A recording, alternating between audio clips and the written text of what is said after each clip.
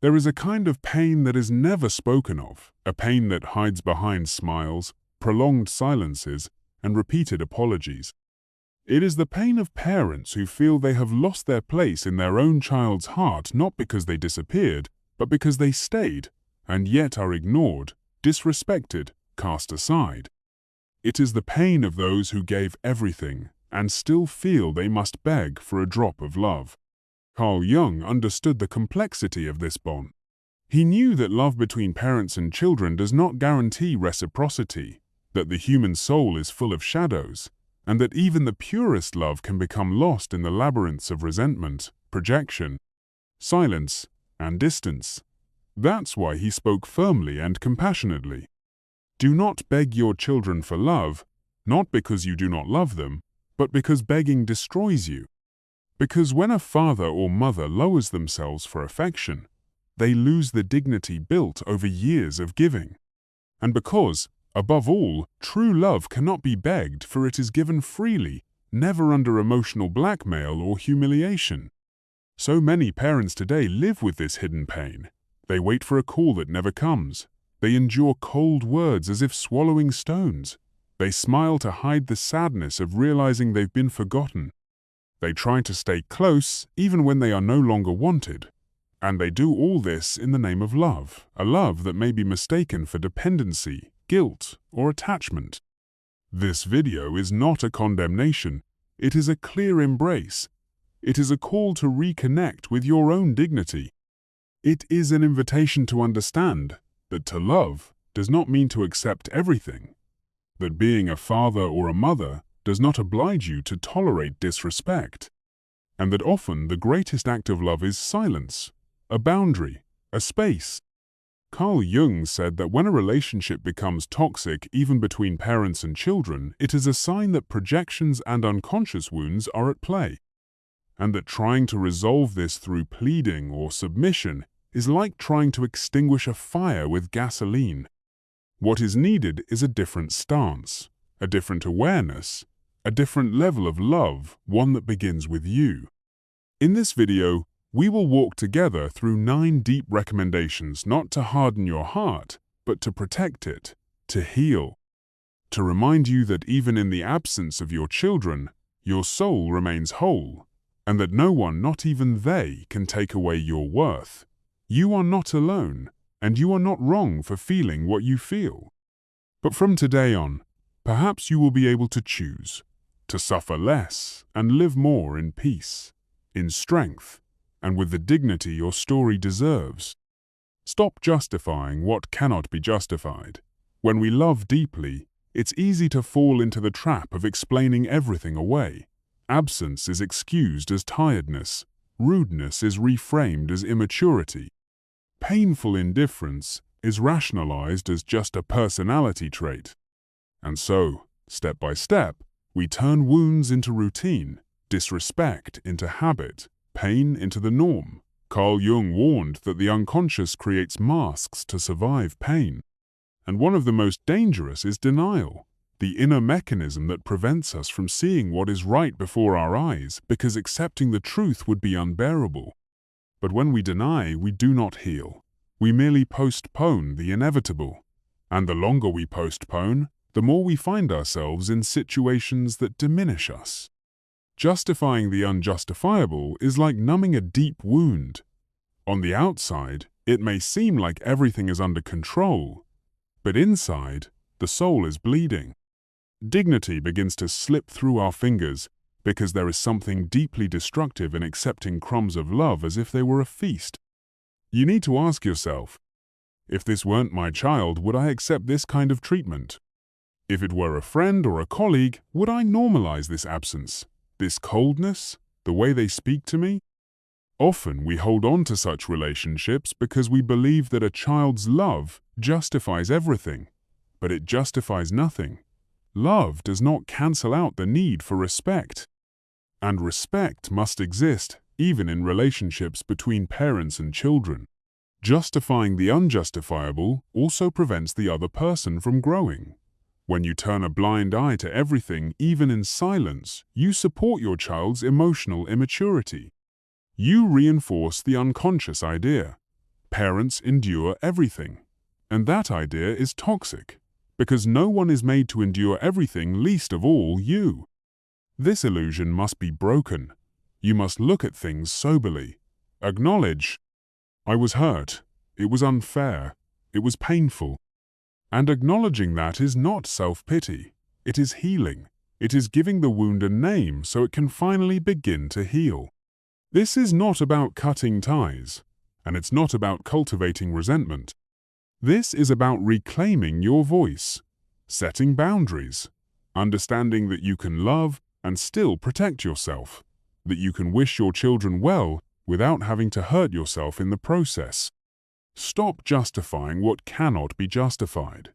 Because each time you explain away your pain as something normal, a part of you gets used to living as less than you truly are. And you did not come into this world for that. You came to love, yes, but also to be loved, truly, mutually, with respect. Love is not begged for, it is given freely.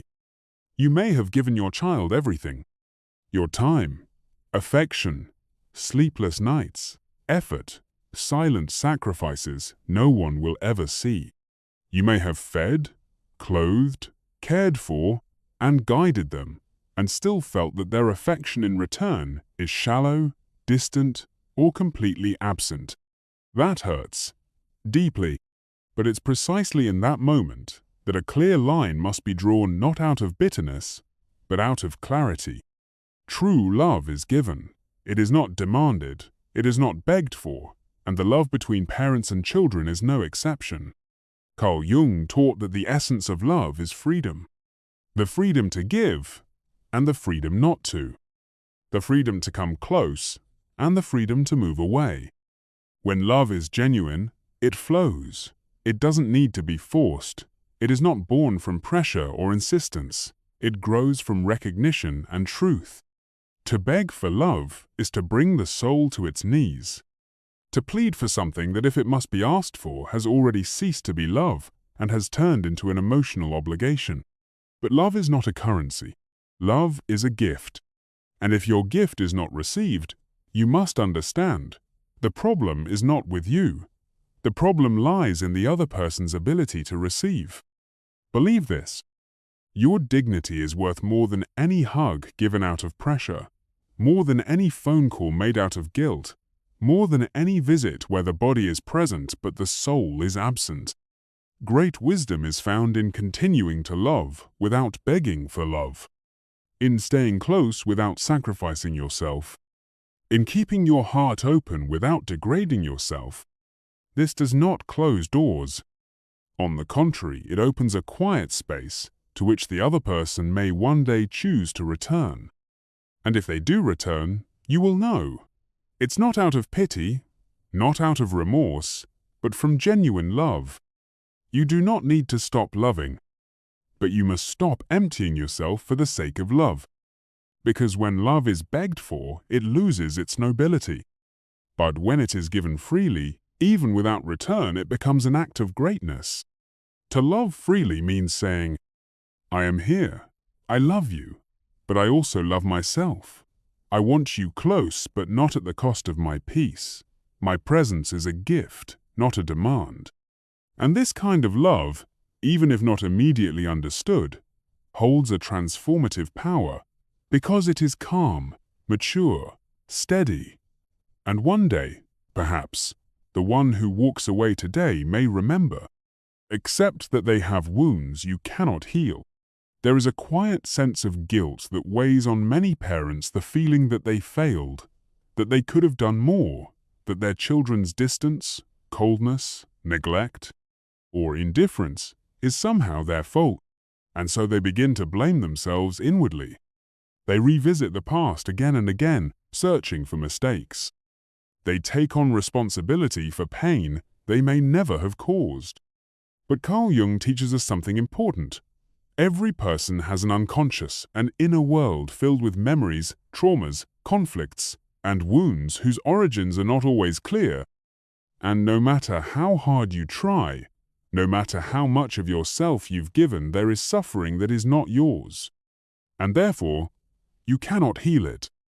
This is hard to accept because those who love want to fix things. They want to heal. They want to restore the bond. But not everything is up to you, because sometimes what your child feels toward you says more about them than about you. They may carry resentments born of other pains, unmet expectations, wounds they project onto you. And when there is projection, there is no clarity. They don't see you. They see their pain reflected in you. You can try to explain, but someone who is deeply wounded hears everything through the filter of resentment, and any sincere gesture on your part may be seen as manipulation. That's why, at certain moments, the greatest form of love is to allow the other person to walk their path without control, without trying to save them, without the urge to fix things. Jung said that every soul has its own time of awakening, and that the highest form of maturity is accepting your helplessness as part of love. To love does not mean to be able to do everything. To love means to remain present even from a distance. To respect the other's timing. To understand that some scars must heal internally, in their own time, with tools you cannot provide. When you accept this, the pain begins to ease because you stop fighting what is beyond your control. You stop blaming yourself. You stop carrying responsibility for everything and begin to breathe. To respect yourself. To remember that even if you are not perfect, no one is. You deserve peace. You can offer love, presence, deep listening, but you cannot heal a wound the other person is not yet ready to see. And that's okay. That too is a profound lesson. To be available but not responsible for saving. To accept that your children have wounds you cannot heal does not mean giving up on them. It means loving consciously. Saying in silence, "I'm here, but now the next step is yours." And that, believe me, is one of the most elevated forms of love. Set boundaries even in love. There is a common and very dangerous belief that parental love must be so unconditional that it tolerates everything. That to love your child means accepting any behavior, swallowing any words, endlessly forgiving, forever remaining silent. But this idea, though it may seem noble, comes at a high cost, the cost of self-neglect. Carl Jung said that where there are no boundaries, there is psychological confusion. And in parent-child relationships, that confusion can turn into an emotional prison. When love becomes a field without boundaries, where everything is tolerated in the name of family ties, harmony is not created there. What arises instead is imbalance. Setting boundaries does not mean you don't love. It is an expression of self-respect, an act of maturity, a quiet statement that says, "I love you, but I also love myself. I'm willing to accept, but not willing to endlessly wound myself." Because there is a thin line between love and submission, and crossing it even out of love means losing yourself. Love without boundaries turns into guilt, and guilt into control. And control has nothing to do with love. Many children often unconsciously use the family bond as an excuse for hurtful behavior. They say what they want, disappear when they want, ignore, demand, judge. And when you, as a parent, say no, the reply might be, "So now, you're against me." But the truth is, it's not about opposition. It's about standing with yourself. Yes, you love. Yes, you forgive. Yes, you want the relationship to heal. But that does not mean accepting everything. A healthy boundary is an invisible shield that protects your peace. It says, "This no, not with me. I am your father, your mother, not your emotional punching bag." And when you set this boundary, you are not pushing away. You are educating. You are teaching. And though it may not be understood immediately, understanding will come that love is not passivity. That family is not a license to hurt. That connection is not a right to disrespect. Jung asserted that any relationship without clear boundaries will, sooner or later, become unhealthy. And healing begins the moment you allow yourself to set those boundaries with firmness, but with love. With clarity, but with calm. You can continue to love, to pray, to wish the best, but you are no longer obligated to accept what harms you. Not out of pride, but out of wholeness. Because sometimes the greatest act of love is teaching the other how to love with respect. And that lesson is not taught with words, but through your stance, through your presence, through your boundary. Meet your own life again. For many years, perhaps even decades, you lived for your children. You woke up for them, worked for them, gave up your desires for them, postponed plans, stayed silent about your dreams, all out of love, out of pride, because it felt right. And it truly was right. But there comes a time when life gives you a sign. It's time to meet yourself again. Carl Jung said that many people fall spiritually ill because they lose connection with their own center. They live revolving around others, children, spouses, problems, and forget they have an inner world that also needs to be nourished. And what is not nourished slowly dies. You are not only a mother, you are not only a father, you are a soul, with desires, talents, and interests that go beyond care and sacrifice. And if your children have now grown distant or don't appreciate what you gave, it may be painful, but it is also a liberating invitation to turn your attention back to yourself. What have you stopped doing by always being available? What have you always wanted to learn, to experience, to express? Which parts of yourself have you forgotten because all your light was directed toward others? To meet your life again does not mean abandoning anyone. On the contrary, it is a powerful example. It shows that life does not end when children grow up, that the world does not disappear when they walk away, that there is still me, alive, longing to live. The desire to keep children close often stems from a lack of meaning outside of that role, but you can have a full life that doesn't depend on their constant presence. You can create new habits, new connections, new projects, reconnect with what was forgotten, or discover something new. Jung called this the second half of life, a period when attention shifts from what you do for the world to what you do for yourself. Self-discovery, the soul, what is no longer tied to a role, but to your essence. You are not too old, and it's not too late. In fact, you may be at the exact moment when you can once again become the center of your own story. Yes, children are important, but so is your life. Yes, their love is precious, but your love for yourself can offer far more than you imagine. When you meet yourself anew, everything changes. The emptiness lessens, emotional dependence weakens, and even your relationship with your children can be renewed, because now you are not asking, you are simply living. And those who live authentically attract respect, attract presence, attract love without pleading. Break the myth of eternal debt, one of the most poisonous emotional myths between parents and children. The quiet, often unconscious belief that children owe their parents, that they must repay, that they must take care, that they must love just as strongly, that they forever owe a debt for what they were given. But Carl Jung teaches, when love is clouded by a sense of obligation, it loses its lightness, and a bond built on duty becomes a prison for both the one who demands and the one who owes. You may have given everything, and you did your youth, your energy, sleepless nights, quiet labor, hidden tears. You carried the world on your shoulders for their sake. That is great. That is noble.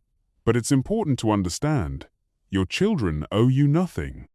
This may sound harsh, but it is liberating. Because as long as you believe they're in your debt, you will keep waiting. You will be disappointed. You will tie your peace to something that may never come. And that destroys. The truth is, becoming a parent was your choice, or at the very least, your experience. You gave because you wanted to, because you loved, because it felt right. And that was beautiful. But if love was a gift, it cannot become a demand. Children are not born to fill the voids of their parents, not to compensate their pain, not to serve as a source of pride, joy, or return. They have their own path, their own unconscious, their own shadows. And every time you view them as debtors, you push them even farther away. True love does not demand repayment. It longs for presence. It longs for truth. It longs for freedom. When you break the myth of eternal debt, something deep happens within you. The resentment fades. Disappointment gives way to acceptance. And over time, love begins to flow again. Because now, it is light, not heavy. It simply is. This doesn't mean devaluing yourself. It means setting yourself free. Freeing others from the invisible chains you yourself created. Freeing yourself from expectations. Freeing love from obligation. And by doing so, allowing what is true to remain by choice, not by guilt. Jung said that relationships flourish where there is space for the other to be themselves. And that space opens when we release the chains of emotional debt. You don't need your children to acknowledge everything you've done. You only need to acknowledge it within yourself, and to honor yourself for it without expecting repayment, without expecting return. Because what is truly great is self-sufficient. Turn the pain into inner growth. You may feel anger. You may feel sadness. There may be days when you wake up in silence and ask yourself, how did it happen that my child, my daughter, my son became distant from me? That pain is real. It is human, and it must be lived through, but it does not have to be eternal. Carl Jung said that pain, if not understood, turns into bitterness. But if accepted, if faced with courage, it becomes a seed of wisdom. A seed of transformation, a seed of growth. The suffering you feel today can become an opportunity, not to harden, but to deepen, to come closer to yourself, to uncover layers of the soul that were dormant and now in the face of emotional mourning become accessible. Because yes, this is mourning, not for a physical death, but for emotional absence, for what could have been but wasn't. For the image of family you dreamed of, but which fell apart in silence and distance. But Jung reminds us that there is a strength that is born only when we go through pain with clarity, when we stop resisting, when we stop looking for someone to blame, when we begin to ask, what is this pain trying to teach me? What within me needs to be seen even if it hurts? What can I learn from this absence that cannot be changed? It is precisely then that pain begins to transform. It stops being poison and becomes medicine. You discover that you can live without certain presences. You realize that life goes on, even without the good morning you were waiting for. You come to understand that there is a peace that doesn't depend on others' responses, but on reconciliation with yourself. Transforming pain into growth is an act of spiritual courage. A decision that even if love cannot be returned, it can still become a source of change. That even if the bond cannot be restored right now, the soul can still rebuild itself, clearer, calmer, more centered. This is the alchemy of the soul. It is when you look at the wound and say, I will not abandon you, but I will not let you define me either. You came and shook me, but now you will teach me. And so, step by step, what was once pain becomes strength, what was once loss becomes wisdom, and what was once silence becomes space for your inner voice. Be an example of dignity and independence. The world knew you as a father, as a mother, as a caregiver, a foundation, someone who gave, who solved, who supported. But now, perhaps, you feel invisible. Perhaps it seems that once you were no longer needed, you lost your value. And it is at this very moment that many fall into an emotional trap, trying to win love back through dependence. But Carl Jung taught, the soul matures when it chooses dignity over despair, when it holds its ground even in the face of absence, when it understands that begging for love does not strengthen the bond, but instead destroys one's sense of self. It is a powerful thing to become a quiet example of wholeness, calm, and dignity, even without recognition, without applause, without a response. The true legacy a father or mother can leave behind is independence and freedom from guilt. The image of a person who lived truthfully, who was present with honor, even when left on the sidelines. Children, sooner or later, remember. They remember the steadiness, the way you met pain with grace, how you did not humiliate yourself, did not play the victim, did not manipulate but remained someone who lived with dignity. And that leaves a deep mark, even if they cannot yet express it in words, even if they don't know how to come back, even if they are still immature or consumed by their own conflicts. Your dignity is a lighthouse. It does not shout, it does not demand, it simply remains. And over time, the world learns to respect what stands firm, even without support. You don't have to prove anything. You don't have to chase being loved. You are already enough, even without a response, even without return. Be the example you would have wanted to see. Be the quiet anchor that teaches more through silence than demands. Be the one remembered not for despair, but for quiet strength, for choosing to live with a pure heart and an integrated soul. Jung said that true influence is born from the center, and the center is found when you stop revolving around others and finally begin to revolve around yourself. Leave space for love to return if it is true. After all you've been through, after all you've felt, a quiet question may remain in your heart. Will they ever come back? Not just in body, but in heart, with real presence, with unguarded attachment, with sincere words, with the recognition you never voiced but always longed for deep inside. The answer is maybe, and that is precisely why you must leave space. Carl Jung said that when something is forced, it loses its symbolic value, and love, especially between parents and children, needs freedom to be restored.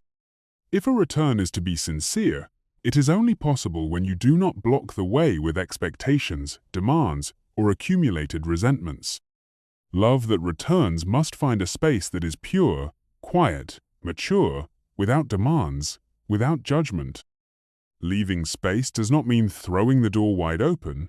It means keeping it unlocked from the inside with your home in order, your soul at peace, and the clear conscience of a person who did everything possible and now lets go, because letting go is also loving.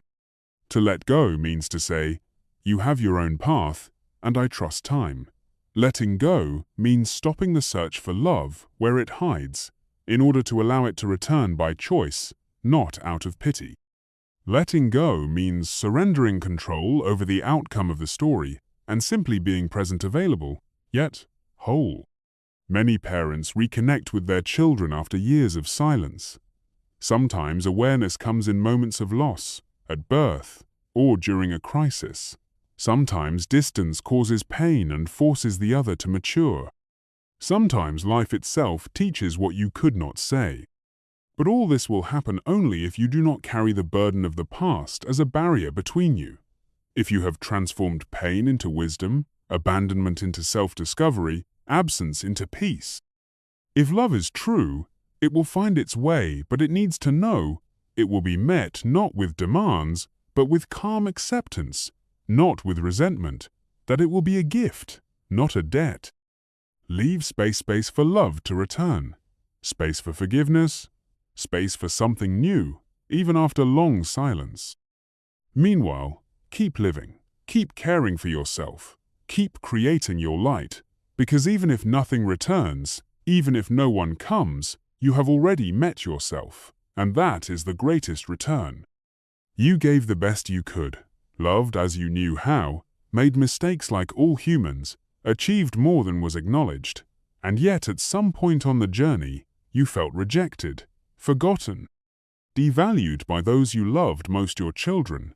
That pain is real, but it no longer has to consume you. Carl Jung showed that the greatest transformations of the soul happen in silence, in shadow, in solitude.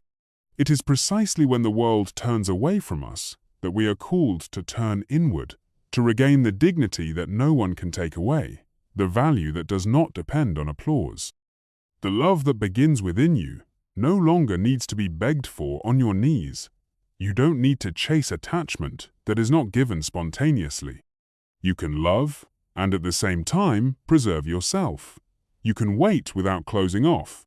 You can be present, but with boundaries, clarity, and self-respect.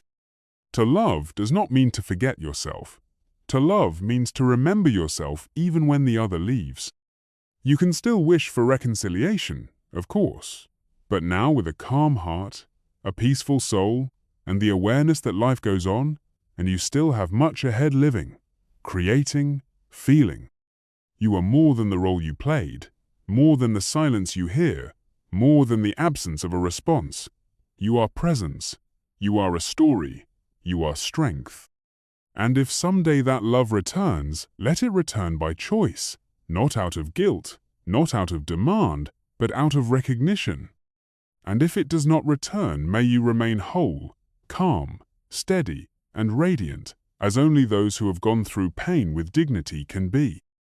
If this message touched your heart, please like it and share it with someone who may be silently suffering from a love that does not return. Write in the comments which of these recommendations you needed most today. Your story may comfort another soul, and your testimony can pave the way to healing and awareness. Subscribe to the channel to walk together with me on the path of wisdom, courage, and truth. Here, we do not seek magic formulas. We seek depth. We strive to restore what no rejection can erase the value of your own existence. And remember, you were not created to beg. You were created to love wholly, freely, and with respect. And it begins now.